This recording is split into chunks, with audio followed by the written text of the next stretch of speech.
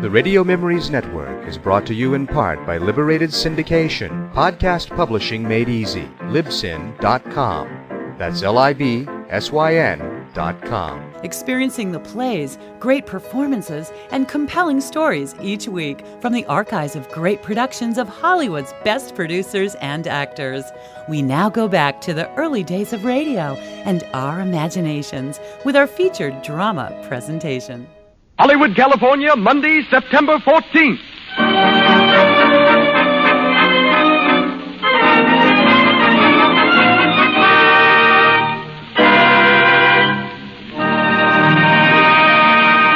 The Lux Radio Theater presents Ruth Chatterton and Brian Ahern in Sir James Barrie's play, Quality Street.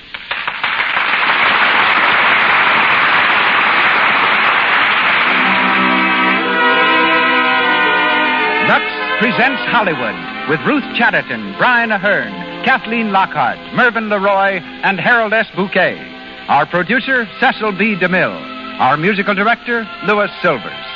This hour in Hollywood comes to you with greetings from the makers of Lux Toilet Soap. Our welcome also goes to the distinguished audience gathered here in our theater on Hollywood Boulevard, which includes the following Boston dramatic critics who have just returned from Santa Cruz, where the picture Maid of Salem, starring Claudette Colbert, is being filmed. Marjorie Adams, Peggy Doyle, Helen Eager, Prunella Hall, Eleanor Hughes, and Don Messenger. And a hearty welcome also to our old friend, Al Jolson. We hope our program brings you as much pleasure as your presence brings to us.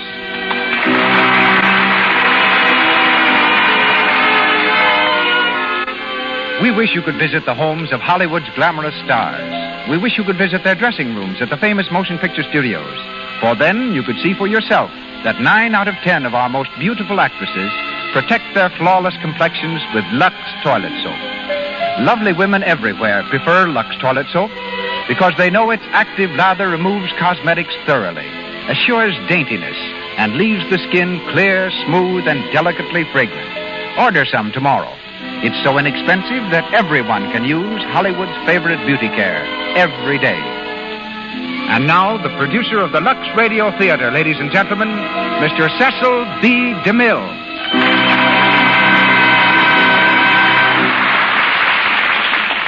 Greetings from Hollywood, ladies and gentlemen. Given a microphone or a monoplane, Ruth Chatterton and Brian Ahern are completely at home on the air. Miss Chatterton has the distinction of being the first actress to make a solo flight across the United States, and Mr. Ahern has just obtained his pilot's license. Sir James Barrie, who wrote tonight's play, Quality Street, also dabbled in aviation. Recalling Peter Pan, you will remember that his character, Wendy, had a great deal of flying to do. To stop children who loved the story from trying to follow Wendy's example, Sir James wrote a warning to them that before they could fly, it would be necessary to sprinkle them with Peter Pan's magic dust. But to rise in the world, tonight's stars needed no magic dust. Brian Ahern was acting on the English stage when he was only 5, while Ruth Chatterton, at 13, gave a song recital in Carnegie Hall. For her first job in stock, Ruth earned $10 a week, 6 of which went to the landlady. Soon after, Henry Miller spoke to Ruth on the telephone and gave her the lead in his new play without even having seen her. She was only 17 then and totally unknown. But at the end of her opening performance, she won an ovation that lasted 10 minutes. Brian Ahern, at the age of 10, went to London and lived all alone, just so he could study acting. After leaving college, he rose to immediate success in England and Australia, while his performances in this country, in The Barretts of Wimpole Street and Romeo and Juliet, will long be remembered. We hear him tonight in the role of a young physician, Valentine Brown.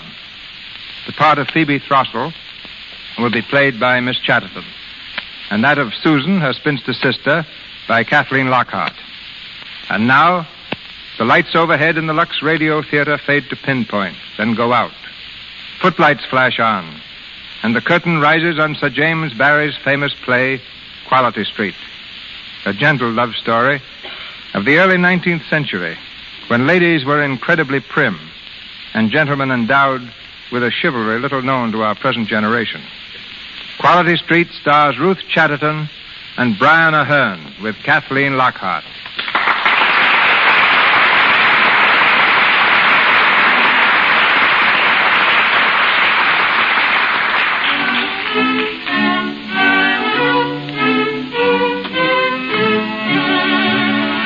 It is the winter of 1805, and Napoleon's greed for empire casts a threatening shadow over all Europe. We're in the home of the Mrs. Susan and Phoebe Throssell on Quality Street, a refined but by no means wealthy district in an English town. As the curtain rises, Miss Susan Throssell, Phoebe's old maid sister, is knitting in the parlor. We hear the sound of the doorbell, an old-fashioned pull bell, whose continued tinkling surprises Miss Susan.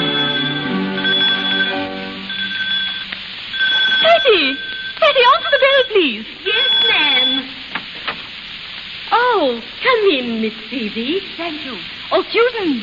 Susan, I'm so excited. I should think so. I thought you were going to pull that bell out by the roots. What's happened? Patty, will you please take my bonnet and fur tippet into the bedroom? Yes, miss. What is it, Phoebe? Just a minute. I didn't want Patty to overhear. Susan, I have met a certain individual. Not Mr. B.B. Yes. My dear, you're trembling. No. Oh, no. Oh, yes, you put your hand to your heart. Did I? Has he proposed? Oh, Susan. Then what? I think it is too holy to speak of. Even to your sister? Susan, I was visiting an unhappy woman whose husband has fallen in the war against Napoleon. When I came out of her cottage, he was passing. Yes, Phoebe. He offered me his escort. At first he was very silent. We know why. Please not to say that I know why. Suddenly he stopped and swung his cane. You know how gallantly he swings his cane. Yes, indeed. He said, I have something I am wishful to tell you, Miss Phoebe. Perhaps you can guess what it is. Go on, go on. To say I could guess, sister, would have been unladylike. I said, please not to tell me in the public thoroughfare, to which he instantly replied that I shall call and tell you this afternoon. Phoebe! Susan, to think that it's all happened in a single year. The village doctor. Such a genteel competency as he can offer. Such a desirable establishment. Oh, I hadn't thought of that, dear. What a romantic name. Mr. Valentine Brown. Do you remember when he first called? At the tea table, he humorously passed the cake basket with nothing in it at all. Oh, he was very amusing from the very first. I'm thankful that I have a sense of humor, too. I'm exceedingly funny at times, am I not, Susan? Yes, indeed. You know, he is absolutely fearless. Susan, he has smoked a pipe in this very room. Oh, smoking is indeed a dreadful habit. But there is something so dashing about it. And now I shall have to live alone. Oh, no. I cannot bear to leave this room. My lovely blue and white room. It is my husband. Susan, you must make my house your home. You see, I have something distressing to tell you. What? You alarm me. You know Mr. Brown advised us how to invest half of our money. I know it gives us 8%. So why it should do so, I cannot understand. But very obliging, I'm sure. Susan, all that money is lost. Lost? Something burst, dear. A bubble, I believe they called it. And then the officers of the company absconded. But Mr. Brown? Oh, I haven't told him yet. He might think it was his fault. How much have we left? Only £60 a year. So you see, you must live with us. Oh, but Mr. Brown... If he is not proud to have my Susan live with us, I shall say at once, Mr. Brown, the door. Dear Phoebe. That knock. He never rings. He knocks. So dashing. So imperious. Susan, I think he kissed me once. You think? I know he did. He was squiring me home from the concert. It was raining, and my face was wet. He said that was why he did it. Because your face was wet? It doesn't seem a sufficient excuse now. Oh, Phoebe, before he had offered marriage? I fear it was most unladylike. Oh, good afternoon, Mr. Brown. Good afternoon, Patty. Ah, Miss Susan. How do you do, ma'am?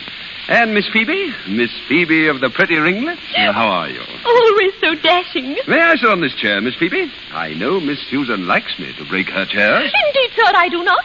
Phoebe, how strange that he should think so. The remark was humorous, was it not? How you see through me, Miss Phoebe. So, I am dashing, eh, Miss Phoebe?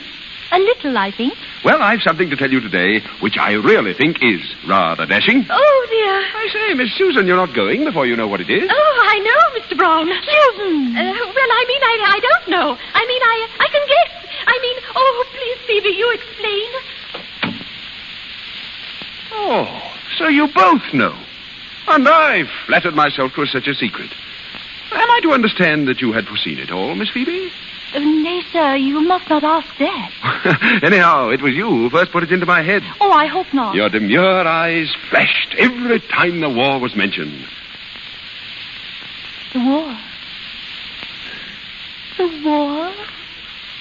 Mr. Brown, what is it you have to tell us? But I have enlisted, Miss Phoebe. Did you surmise it was something else? You are going to the wars? Mr. Brown, is this a jest? Not at all. I've chafed for months. I want to see whether I have any courage. I think you have done bravely, Mr. Brown. I leave tomorrow for the barracks in London. So this is goodbye. I shall pray that you may be preserved in battle, Mr. Brown. And will you write to me when occasion offers? If you wish it. With all the stirring news of Quality Street. It seems stirring to us. It must have been merely laughable to you who came here from a great city. You delicious Miss Phoebe. When I first came here, I felt sorry that one so sweet and young should live so grey a life. I wondered whether I could put any little pleasures into it. Oh, you mean the picnics we had together, chaperoned by Miss Susan? Oh, that was only how it began. Soon I knew that it was I who got the pleasures, and you who gave them.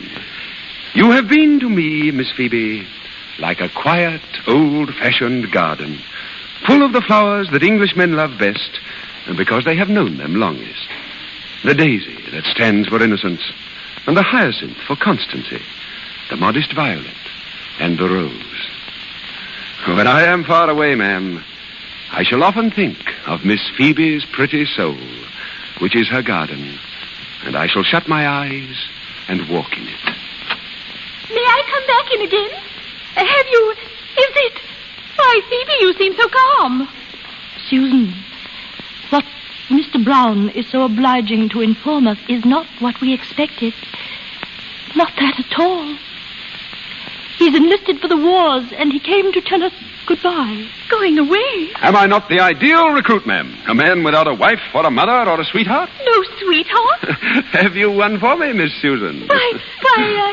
Susan, we shall have to tell him now. You dreadful man, Mr. Brown. You will say it is just like Quality Street. But ever since you told me earlier today that you had something to tell me, we've been puzzling over it, and we concluded that it was that you are going to be married. Was that it? So like women, you know. We thought perhaps we knew her. We were even discussing what we should wear at the wedding. I shall often think of this. I wonder who would have me. But I must be off. So, God bless you both. You are going? We shall miss you very much, Mr. Brown. There is one little matter that I forgot. That investment I advised you to make. I am happy it has turned out so well. It was good of you to take all that trouble, sir. Accept our grateful thanks. I am indeed glad that you are so comfortably provided for. You must remember I'm your big brother. Well, goodbye again. Goodbye, Mr. Brown.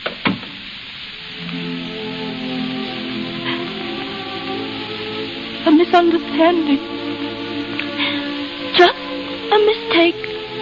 A mistake? Oh, Phoebe, my dear, don't. Don't, Susan, don't. He is a fiend in human form. Nay, don't say that either. He is a brave gentleman. The money. Why did you not tell him? So that he might propose marriage to me out of pity. Oh, but Phoebe, how are we to live with half our money gone? We could keep a little school for genteel children. Only, of course, I would do most of the teaching. You, a schoolmistress? Oh, Phoebe of the ringlets. Why, everyone would laugh. I should hide the ringlets away in an old maid's cap, and people will soon forget them. And I shall try to look staid and to grow old quickly. It will not be so hard as you think, dear. Oh, there are other gentlemen who were attracted to you, Phoebe, and you turned them away. I did not want them. Oh, they'll come again, and others too. No, never speak of that to me anymore. I let him kiss me. You could not prevent it. Yes, I could. I know I could now. I wanted him to do it. Oh, never speak to me of others after that. Perhaps he saw that I wanted it and did it to please me, but I meant that I gave him the kiss with all my love. Sister, I could bear all the rest, but I've been unladylike.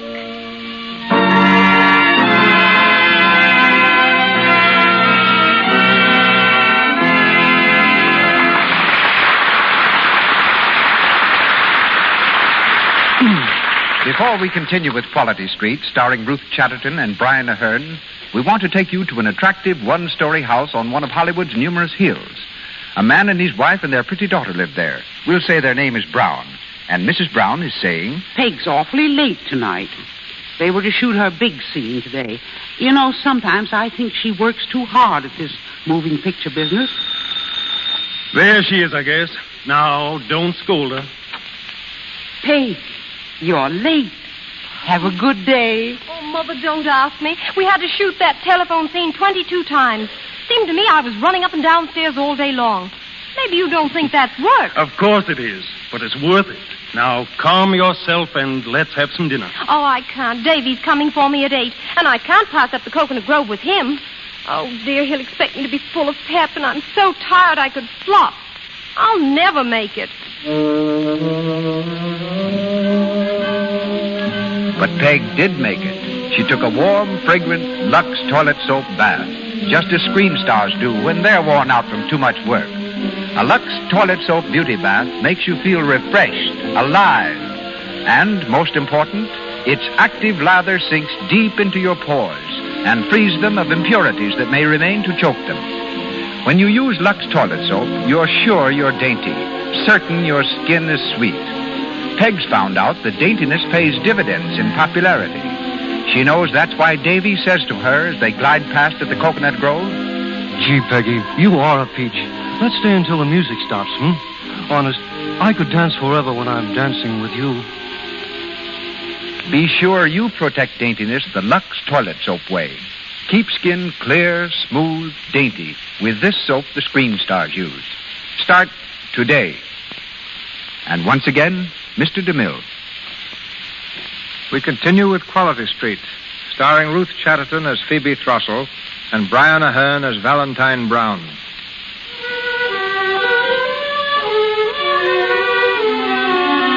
10 years have passed. Phoebe and Susan are now teaching school, and the once charming sitting room is a jumble of maps and blackboards. Miss Phoebe, her ringlets hidden under an old maid's cap, is seated at a desk, looking careworn and tired. From the classroom comes Miss Susan, looking very agitated. Phoebe, is a herring and a half cost 3 halfpence? How many for 11 pence? 11. William Smith says it's 15, and he's such a big boy. Do you think I ought to contradict him? May I say there are differences of opinion about it? Oh, no one can really be sure, Phoebe. It's 11. I once worked it out with real herrings. Oh, Susan, Isabella's father insists on her acquiring algebra. What is algebra exactly? Is it those 3-cornered things? It's x minus y equals z plus y and things like that. And all the time you're saying they're equal, you feel in your heart they're nothing of the sort. Listen, Phoebe. Huh. Yes. The music for tonight's ball. The ball. Oh, a gay evening for some people. We must not grudge their rejoicing, Susan. It is not everywhere that there is a Waterloo to celebrate. No, I was not thinking of that. I was thinking that he will be at the ball tonight, Valentine Brown. And we've not seen him for 10 years. Yes, 10 years. We shall be glad to welcome our old friend back, won't we, Susan? You're not going to the ball? No. Dancing is not for the village schoolmistress. But he might pay us a call. Oh, dear me. I must get back to the children.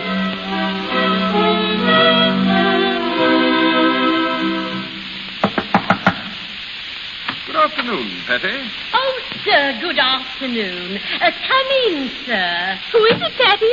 Tis Captain Brown, Miss Susan. Captain Brown. Captain Brown reports himself at home again. Oh, you call this home? When the other men talked of their homes, Miss Susan, I thought of this room. Well, what's this?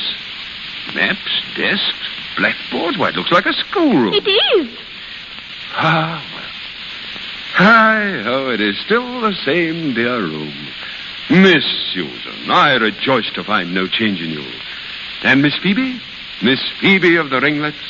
I hope there be as little change in her. Phoebe of the ringlets, oh, Captain Brown, you need not expect to see her. She is not here. I vow it spoils all my homecoming. Susan, that dreadful Smith boy. Captain Brown. Miss Phoebe? Is it you, Miss Phoebe? Yes. I have changed very much. I have not worn well, Captain. We are both older, Miss Phoebe. Phoebe, dear, the cloth. I think you can dismiss them, dear. The back way, Phoebe. The back way, Susan, and keep them quiet. Yes, dear. Teaching school is sometimes a trial, Captain Brown. The children are very dear. Oh, ma'am. If only you had invested all your money as you laid out part by my advice. What a monstrous pity you did not. We never thought of it. You look so tired. I have the headache today. You did not use to have the headache. Curse those dear children. Nay, do not distress yourself about me. Tell me of yourself. We are so proud of the way in which you won your commission. Will you leave the army now? Yes, and I have some intention of setting up a surgery and pursuing again the old life in Quality Street. I came here in such high spirits, Miss Phoebe. The change in me depresses you. I was in hopes that you and Miss Susan would be going to the ball. I had brought cards for you to make sure. But now you see that my dancing days are done. Miss Phoebe, what a dull, grey world it is. Phoebe, I sent them off and asked Patty to make some tea. You will have some tea, Captain Brown. Oh, thank you, Miss Susan, but I think not. Some other time, perhaps. Oh, yes, of course. You've just returned. There must be many duties to perform. Oh, but just wait a few days. And then the dashing Mr. Brown will drop in as of old. And behold Miss Susan on her knees once more, putting tucks into my little friend, the Ottoman. And Miss Phoebe... Miss Phoebe... Phoebe of the ringlets. I have no ringlets now, Captain Brown. You keep school now, ma'am. There are more important things than ringlets to be considered. You will come again soon, Captain? Oh, I shall regard it as a privilege, Miss Susan. Good day. Good day, Captain. Good day, Miss Phoebe. Good day, sir. I wish you very happy at the ball. Thank you, Miss Phoebe. Phoebe. Susan. He thought me old. My dear. He thought I was old because I'm weary. He looked so pityingly at me. How dare he look so pityingly at me? Because I've had to work so hard. Is it a crime when a woman works? Because I've tried to be courageous. Have I been courageous, Susan? Heaven knows you have. But it has given me the headache. It has tired my eyes. Alas, Miss Phoebe, all your charm has gone, for you have the headache and your eyes are tired.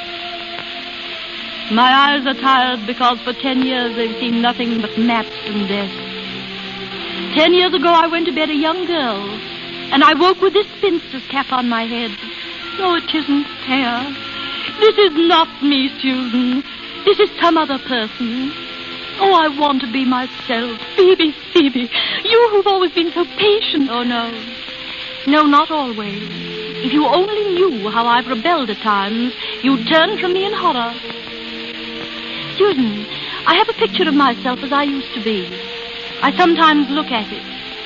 I sometimes kiss it and say, poor girl, they've all forgotten you, but I remember. I cannot recall it. I keep it locked away in my room. My room. Oh, Susan, it's there that the Phoebe you think so patient has the hardest fight with herself. I've heard her singing as if she thought she was still a girl. I've heard her weeping. Perhaps it was only I who was weeping. But she seemed to cry to me, "Let me out of this prison. Give me back the years you have taken from me. Oh, where are my pretty curls?" she cried. "Where is my youth? My youth, Phoebe." I'm going to my room, Susan. I shall show you the picture of Phoebe. The Phoebe who used to be.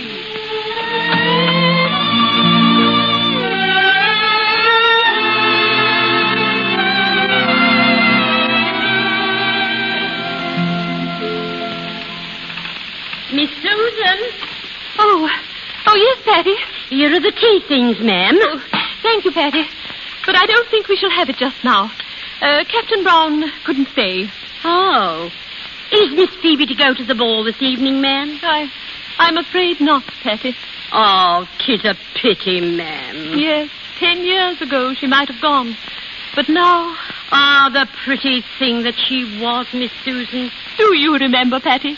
I think there's no other person who remembers, unless it be Miss Willoughby or Miss Henrietta. Susan? Susan! Why, Phoebe, what have you done? I brought you the picture of the old Phoebe, Susan. Miss Phoebe, is it really you? It is, Patty. Please to leave us for a while. I wish to speak to my sister. Yes, ma'am. Yes, Miss Phoebe. Phoebe, that dress you're wearing. An old one, Susan, that I've kept away all these years. Is it pretty? It's beautiful. And your hair, your ringlets, oh, they're just as they used to be, Phoebe. Yes. Oh, Susan, this is a picture of my old self that I keep locked away in my room and sometimes take out of its box to look at. How marvelous. Perhaps I should not do it, but it's so easy. I have but to put on an old gown and tumble my curls out of the cap. Sister, am I as changed as he says I am? You almost frighten me.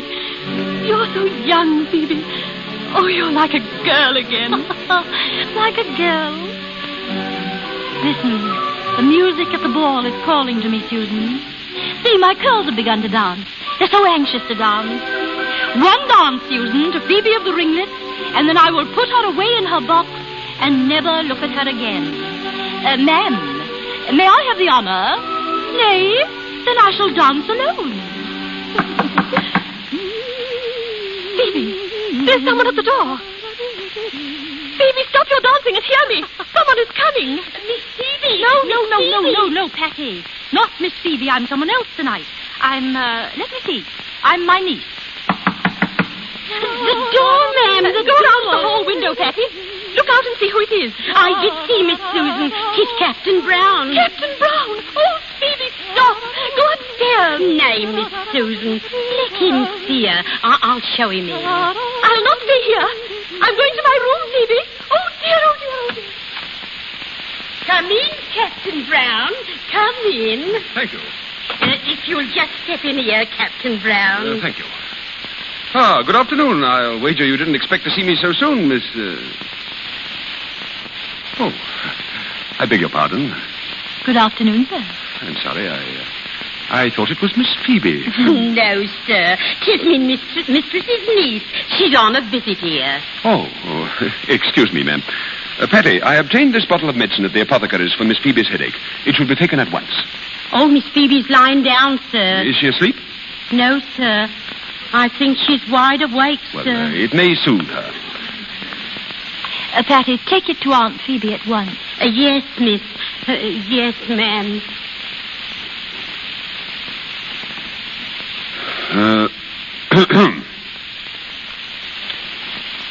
Perhaps I may venture to present myself, Miss Libby, sir. I am Captain Brown, Miss Libby, an old friend of both your aunts. How do you do? I was sure you must be related. Indeed, for a moment, the likeness, even the voice. Law, sir, you mean I'm like Aunt Phoebe? Everyone says so, and indeed 'tis no compliment. It would have been a compliment once. You must be a daughter of the excellent Mr. James Thrushell, who used to reside at Great Buckland. Miss Libby, you go to the ball tonight? Alas, sir, I have no card. I have 2 cards for your aunts. As Miss Phoebe has the headache, your Aunt Susan must take you to the ball. You'll enjoy it tremendously, I'm sure. Oh, sir, do you think some handsome gentleman might be partial to me at the ball? If that is your wish. I should love, sir, to inspire frenzy in the breast of the maid. But I dare not go. I dare not. Good afternoon, Captain Brown. Ah, Miss Susan. I have ventured to introduce myself to your charming niece. I beg your Aunt pardon. Susan, do not be angry with your Livy. Your Livy, Aunt Susan. This gentleman says he's the dashing Mr. Brown. He has cards for us for the ball, Auntie. Phoebe. Aunt Phoebe wants me to go. If I say she does, you know she does. But, my dear. I shall see to it, Miss Susan, that your niece has a charming ball. He means he'll find me sweet partners. Nay, ma'am. I mean that I shall be your partner. Aunt Susan, he still dances. Still, ma'am? Oh, sir, you are indeed dashing. Oh, nay, sir, please not to scowl. I could not avoid noticing them. Noticing what, Miss Livy? The grey hairs, sir. I vow, ma'am, there is not one in my head. Oh, sir, dissuade her. Nay, I entreat her. Auntie? Think, my dear, think. We dare not. No, we dare not. But we will. My dear. No use to talk, Aunt Susan. I fixed my mind. We go to the ball tonight. We shall be bright and gay and thoughtless and merry. And we shall dance for the dashing Captain Brown.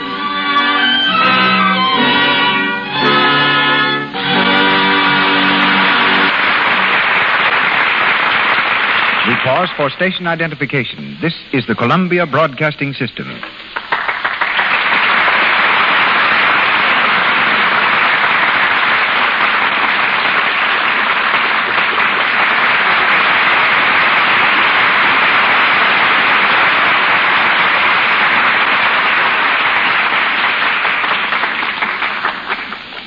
We continue shortly with Quality Street, starring Ruth Chatterton and Brian Ahern. Ambitious newcomers are not the only ones given screen tests.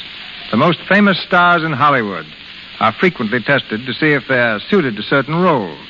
Tests are expensive and are conducted with great care because they're the talent laboratory of the studio.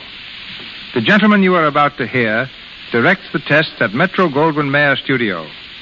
20 years ago, he worked for me as a property man. Leaving his job to serve in the war, he has since then been a writer and director. Ladies and gentlemen, Mr. Harold S. Bouquet. Let me first explain how we make a screen test. The person to be tested rehearses a scene from a play. Then in costume, she goes before the camera, and the scene is shot with as much care as is given a full-length picture. In testing a newcomer, we watch especially for these points. Does she photograph well? Can she act? And has she a screen personality? By that I mean, does she have the ability to convey to the audience what she's thinking as well as what she says? In casting a new production, we test established actors to choose the ones best fitted to balance the cast. I remember in one picture starring Joan Crawford, I had to direct and listen to 34 crooners before finding one who could act as well as he crooned. You've certainly suffered for your art. I've always sympathized with the screen test director. He's probably the most unpopular man on the lot because every performer fears his camera. That goes for some of the biggest actors, too. I've seen them go to pieces and forget their lines when it's a test for themselves. On the other hand, they're always willing to help out a newcomer by playing opposite him, giving him confidence and support. Perhaps you've been told you're the image of Miss Greta Garbo or Mr. Robert Taylor. That won't help you pass the screen test. At best, you'll only be a good imitation. Be yourself. Develop your own dignity, humor, sweetness, or strength. The truth will out in your screen test. Clear, vibrant skin helps immeasurably to convey charm and life. A good way to achieve vibrant skin is by using soap and water. And, of course, the soap used so much here in Hollywood is Lux toilet soap. Perhaps you can tell the girls listening to this program how to make their own screen test without a camera. Surely. Just check the following points. Have you an honest, natural smile? Do you keep your appearance attractive with lovely skin, clear, sparkling eyes, even, regular teeth? Is your voice pleasing? Watch your friends while you talk, and if they become restless, you can be reasonably certain your voice is irritating. Can you retell a story you think is funny and make other people laugh? If you can't, don't blame it on the story. Your timing ability and sense of dramatic values need developing. Do you use your hands gracefully? Is your posture good? Do you walk with a spring or a slouch? Let your mirror answer that. Do you keep your friends when you're financially embarrassed? If they don't drop away when you're unable to entertain them, you can be positive you have a personality that stands at least an even chance of success. Thank you. Good night. Good night, Harold.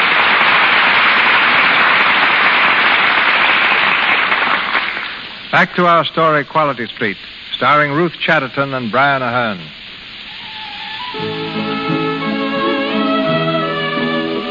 We're at the ball, where Miss Phoebe, disguised as her non-existent niece, Miss Livy, is trying to recapture her lost youth and attract the dashing Captain Brown.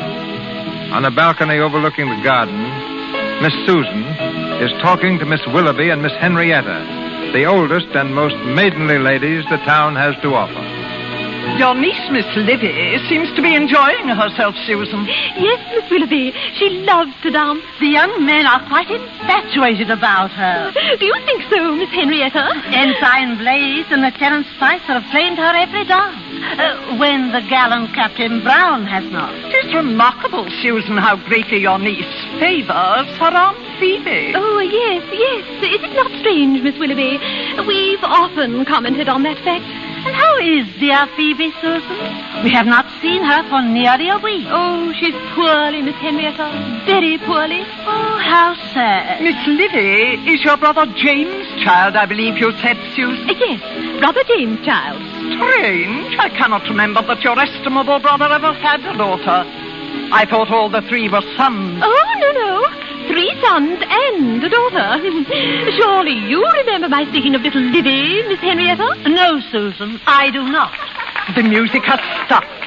Your niece is coming this way. Oh, yes. If you'll excuse me. Oh, are we not to meet her, Susan? Oh, yes, certainly. If you wish it. Why, of course. Give me the place of the next time. Don't come now. You've been dancing with Lieutenant Spicer all day. Nay, gentlemen, you must excuse me. I must speak to my aunt. Will you be long, Miss Livy? I shall try not to be. Then we shall try to wait patiently, ma'am. Come, Ensign. Farewell, Miss Livy. Farewell, ma'am. Farewell, gentlemen. Oh, Aunt Susan, Oh. My dear.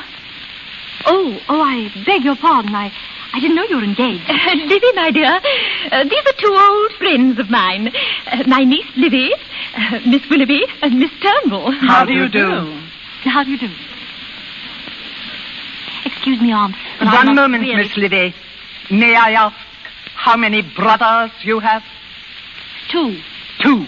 I thank you. Oh, that is 2 excluding the unhappy Thomas. The unhappy Thomas? Yes, we never mention him. I think I shall go. Come, Miss Henrietta. Yes, my dear. Good night, Susan. Good night, Miss Livy. Good night. Good night, Susan. You think they suspect? I know they do. How could they help it? Why didn't you tell me they were here? I didn't know myself until they came and sat next to me. Oh, Phoebe, the scandal.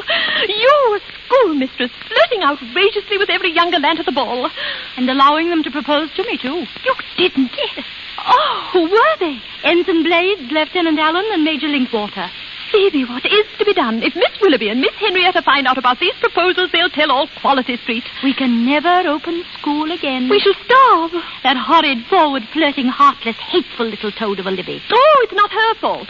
I know who it is that has turned you into this silly, wild creature. That odious, cruel Valentine Brown. Poor blind man. To weary of Phoebe, patient, ladylike Phoebe, the Phoebe whom I have lost. To turn from her and then become enamored in a single night of a silly impostor like Miss Livy. Yes, he is infatuated with Livy. Susan, there's been a declaration in his eyes all tonight.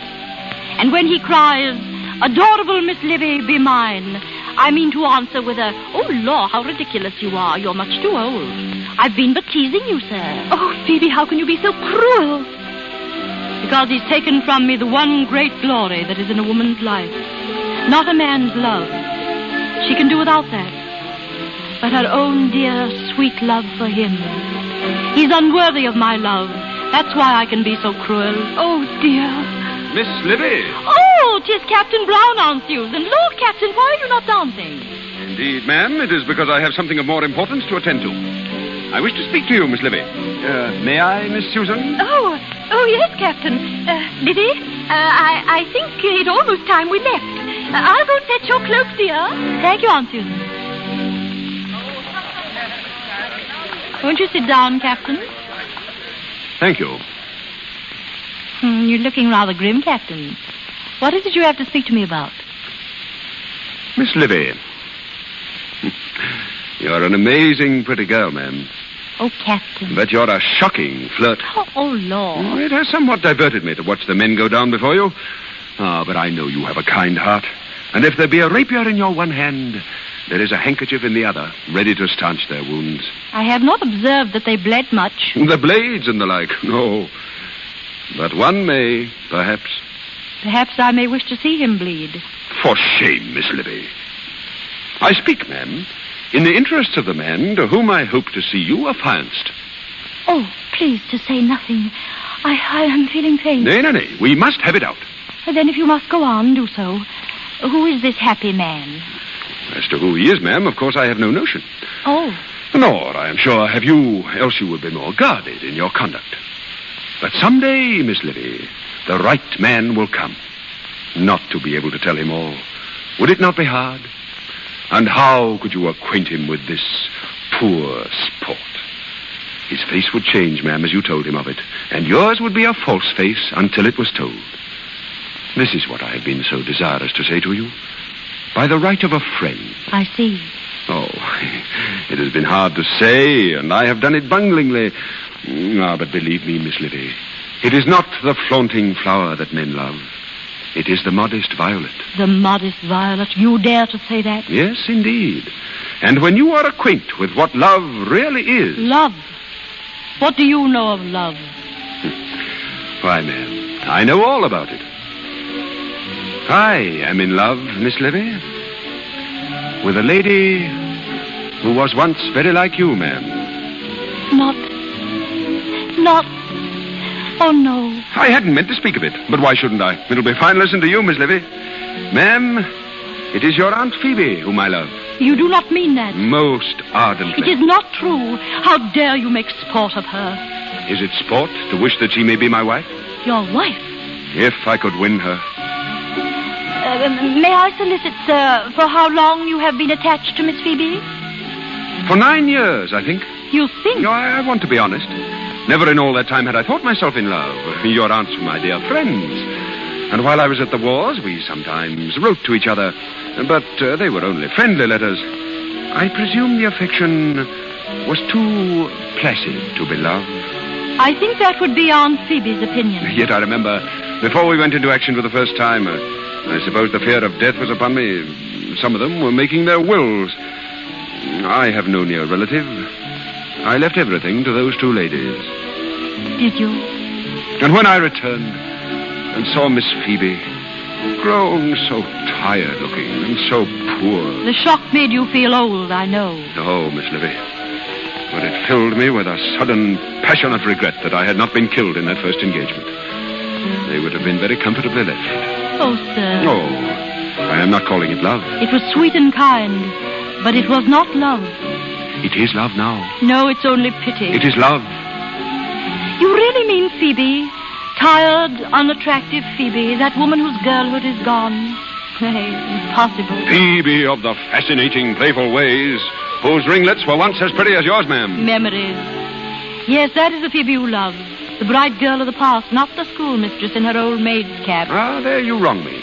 For I have discovered for myself that the schoolmistress in her old maid's cap is the noblest Miss Phoebe of them all. When I enlisted, I remember I compared her to a garden. I've often thought of that. 'Tis an old garden now. The paths, ma'am, are better shaded. The flowers have grown They old-fashioned. smell the sweeter. Miss Libby, do you think there is any hope for me? There was a man whom Miss Phoebe loved long ago. He did not love her. Oh, he was a fool. He kissed her once. Miss Phoebe suffered him to do that. She thought he loved her. Yes. Yes. Do you think that this makes her action in allowing it less reprehensible? It has been such a pain to her ever since. How like Miss Phoebe. But that man was a knave. No, he was a good man. Only a little inconsiderate. She knows now that he has even forgotten that he did it. I suppose men are like that? No, Miss Libby. Men are not like that. I am a very average man, but I thank God I am not like that. It was you. Did Miss Phoebe say that? Yes. Then it is true. It was raining, and her face was wet. You said you did it because her face was wet. I had quite forgotten. But she remembers. And how often do you think the shameful memory has made her face wet since? The face you loved, Captain Brown. You were the first to give it pain. The tired eyes. How much less tired they might be if they'd never known you. You who are torturing me with every word. What have you done to Miss Phoebe? Do you think you can ever bring back the bloom to that faded garden? I vow I shall do my best. I shall go to her. Miss Phoebe, I will say. Oh, ma'am, so reverently.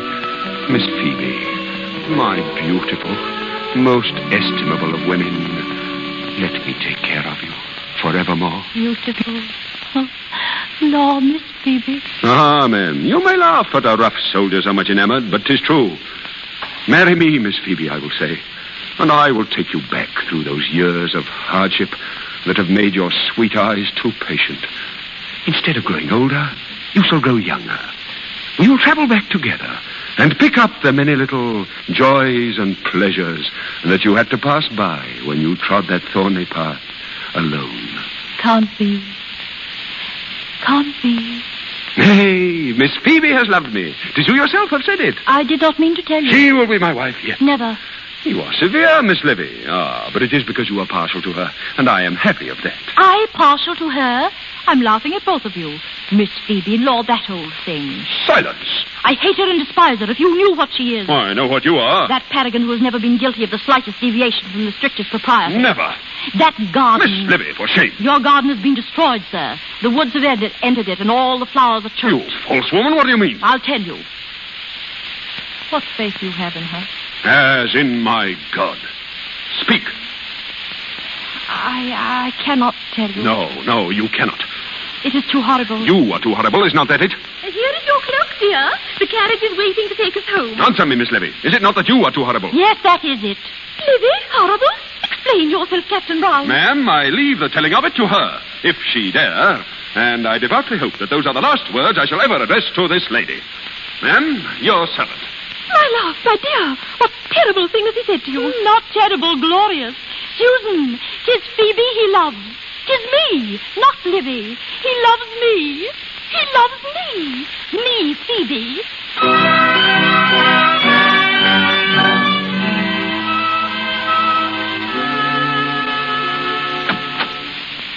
Why, Miss Phoebe, home from the ball so early? Miss Phoebe has had a shock. No, Miss Livy's had a shock, a glorious shock that she richly deserved. Then you must have had a delightful time at the ball, and that's the main thing. Who can that be? 'Tis an imperious knock. A military knock. 'Tis a dashing knock. Maybe it's Captain Brown. Oh, he mustn't see me. Patty, don't answer the door till I'm out of sight. Susan, tell him Miss Livy's been taken suddenly ill. I can't see him. I won't see him. Oh, Patty, have the ladies retired? I must speak to Miss Livy. Ah, Miss Susan. Where is Miss Livy? Oh, sir, you cannot see her. She's been taken with a sudden indisposition. She is ill? Where is she? You cannot see her. She's at death's door. But then I must see her. As a physician, it is my duty. No. Patty, where is Miss Livy's room? I shall go to her at once. No, I beg of you. I shall rouse her and escort her to you. Good, and bring some heavy wraps and a shawl. She mustn't catch a chill. Yes. Patty, why have these dear ladies been deceiving me? Why, whatever do you mean, sir? I have talked to Miss Willoughby and Miss Henrietta at the ball. I feel that their suspicions are correct. Oh, sir, what suspicion? Patty, there is no such person as Libby. Is there? Captain Brown? Miss Phoebe has been posing as Miss Libby, hasn't she? Yes, sir. Why has she done this? 'Twas you that began it all by not recognizing her in a ringlet the last time you was here. Why has this deception been kept up for so long? Because you would not see through it.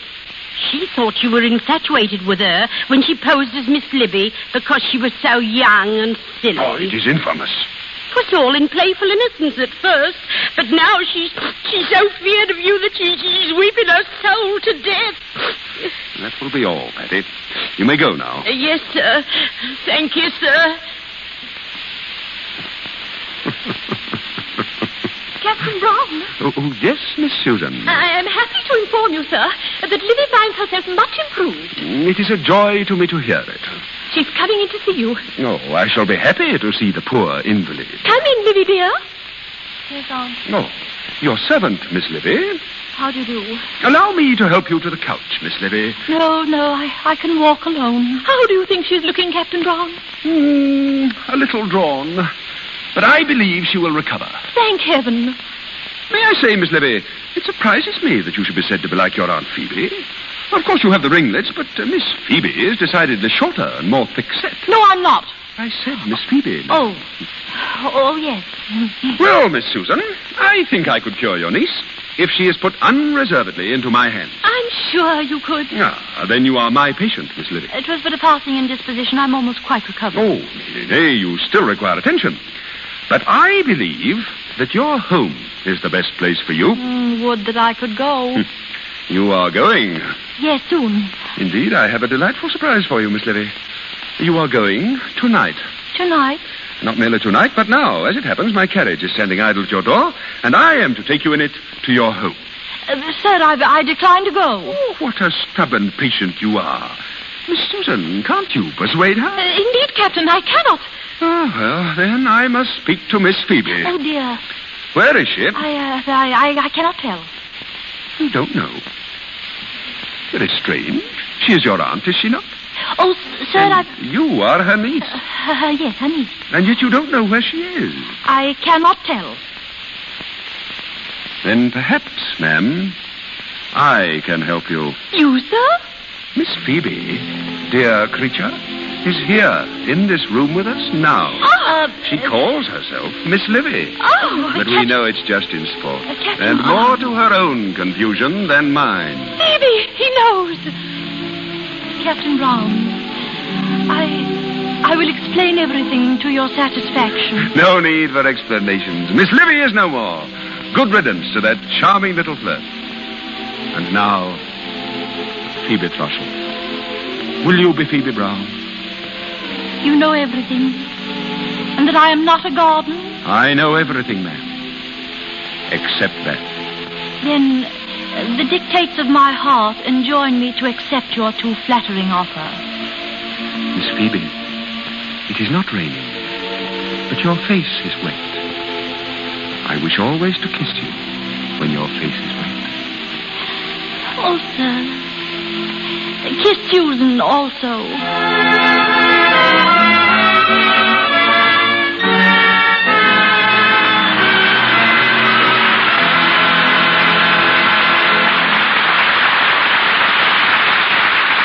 The romance of Phoebe Thrushell and Valentine Brown comes to its happy conclusion. But before our program concludes, Ruth Chatterton and Brian Ahern will be back at the microphone. When the late Theodore Roberts, one of the screen's great character actors, was performing on the San Francisco stage, he took a liking to a young newsboy and got him a job in the play Barbara Frietchie.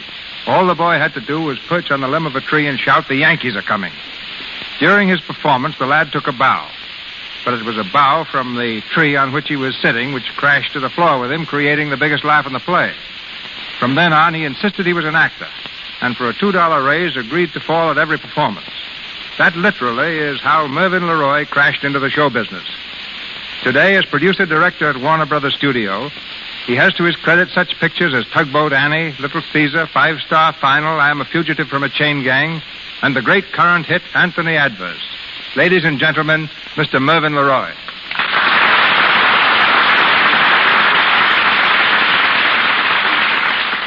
Thank you, C.B. My first job in pictures was in the wardrobe department for $12.50 a week. I thought I was getting into the movies, and I found myself in the cloak and suit business, so I quit. Then you managed to catch my brother William DeMille in a weak moment and convinced him you were a great cameraman. I remember the first picture you shot under his direction was all out of focus, which gave it a soft, attractive quality never seen before, and we decided you were a genius.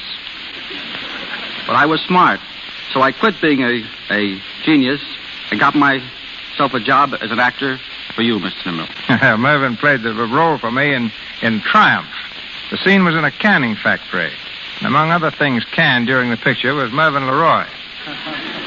Let's skip over that and just say I became a comedy constructor and then a director. You know, I always wanted to be a big director like you, C.B. Oh, thank you, Mervyn. It's those clothes you wear, those boots and those breeches. Boy, they got me. Why don't you wear them? I haven't got a horse. Then let me give you a plug right now. You did an excellent job on Anthony Adverse. It's a grand piece of work. I had a swell time shooting it, too, with one exception. When I was making the African scenes, I kept the cast at work for 4 days in the drenching rain. I, of course, sat in comfort under a big umbrella. When the scene was finished, Frederick March, Pedro Cordova asked me, meekly, if that was all. Thanks, boys, I replied. No more rain. Oh, yes, said Freddie. That's what you think. And with that, he and Pedro poured a bucket of water over me. Of course, they offered you a cake of Lux soap with it. That reminds me. You've been knocking me since this interview began, so knock, knock. All right, who's there? Lux soap. Lux soap who? Lux soap the people haven't tuned out. Oh. They won't if you'll stop gagging. Now that you're a producer as well as a director, would you have made any changes in Anthony Adverse? Just one. And that? I would have fired Mervyn Leroy. Good night, and thank you. Good night, Mervyn.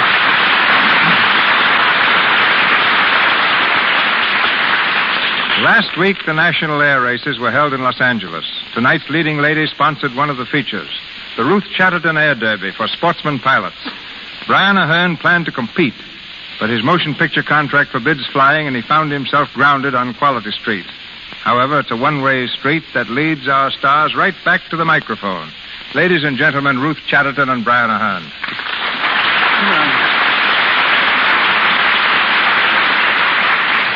I really had no thought of ever flying, Mr. DeMille, but Ruth bullied me into a plane last year.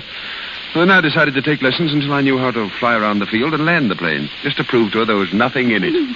While Brian was up in the air, a bug bit him. He's had the flying fever ever since. It's a bad case, too. But long before Miss Chatterton or I came to Hollywood, ladies and gentlemen, Mr. DeMille was flying his own plane. And nearly 20 years ago, he started the first air passenger service in the United States. It operated between Los Angeles, San Francisco, and San Diego. Right now, my interests are in the other extreme. I have a diving apparatus, and I'm doing a little exploring at the bottom of the ocean. Do you ever dive, Ruth? Only in planes, Mr. DeMille. Oh, well, come down and see me sometime.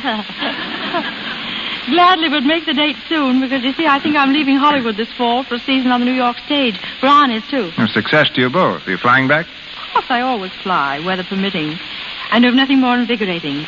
It's almost as invigorating to put my ship down and step into a shower with Lux toilet soap. Lux has flown with me all over the country. I'm never without a parachute or Lux. You can depend on either to save your skin. I'm particularly glad to have had you and Brian in a DeMille production before you left. I tried to get him before, but he was afraid of Hollywood.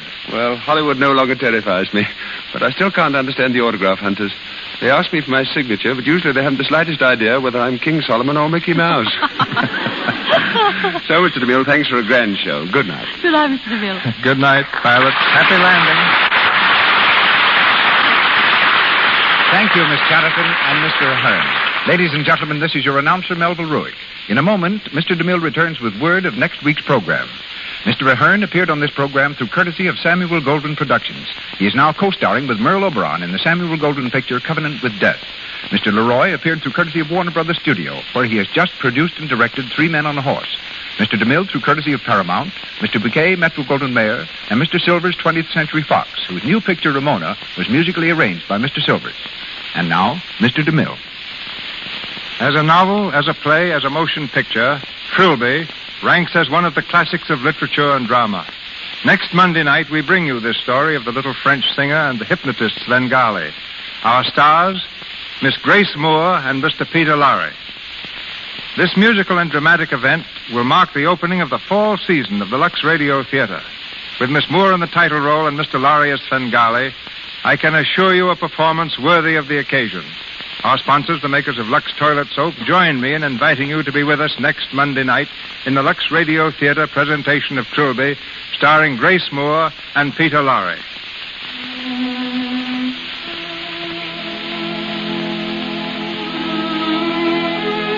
Today, the motion picture industry suffered one of its greatest losses, Irving Thalberg.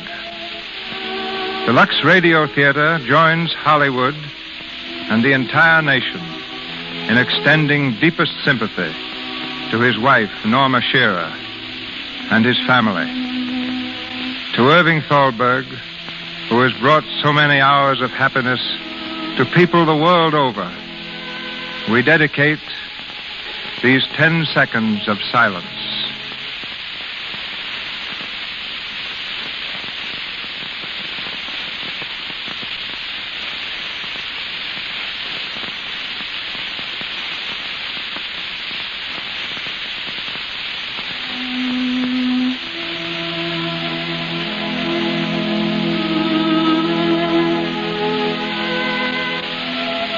This is Cecil B. DeMille saying good night to you from Hollywood.